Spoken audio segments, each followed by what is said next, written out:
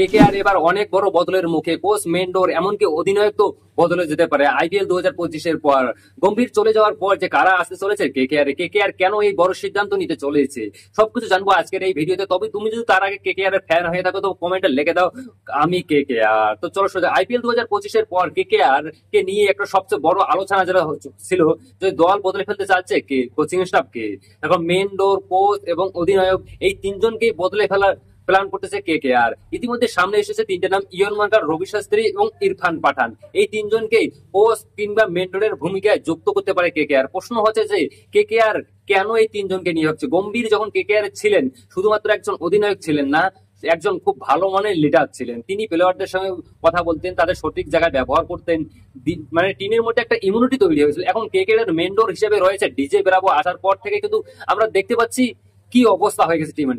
আর DJ ব্রাভোর সঙ্গে কিন্তু এমন ভাবে কোনো কথাবার্তা মনে হয় না, মানে প্লেয়ারদের কোনো হয়তো কোনো পরামর্শও দেয়নি। তার কারণে ম্যানেজমেন্ট কিন্তু বার্তার কথা ভাবছে ডিজে ব্রাভো। তাই কেকেআর এবছর যেহেতু শূন্যছাড়া পারফরমেন্স করেছে, তাই ম্যানেজমেন্ট চাইতেছে যে এমন একজন মানুষকে, মানে গম্ভীরের মতো দলকে এগিয়ে নিয়ে যেতে পারে। মানে একজনের নাম ভীষণভাবে উঠেছে, সেটা হচ্ছে মর্গান।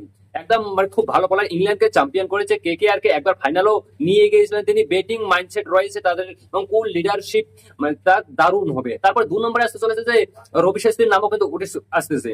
মানে এটা যে বড় কেকেআর একটা বড় সময় ধরো ভাই, তার আমরা রবি শাস্ত্রীর খবর চিনি। আর রবি শাস্ত্রী যে আছে ঠিক আছে, খুব ভালো কোচ। এবং আর একটা প্লেয়ারের নাম উঠে চলেছে কোচ হিসাবে, সেটা হচ্ছে মেন্টর হিসাবে বলতে পারেন, সেটা হচ্ছে ইরফান পাঠান।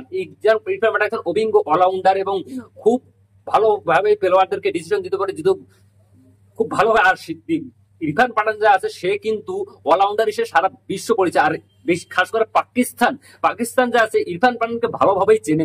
ইরফান পাঠান কি জিনিস ছিল।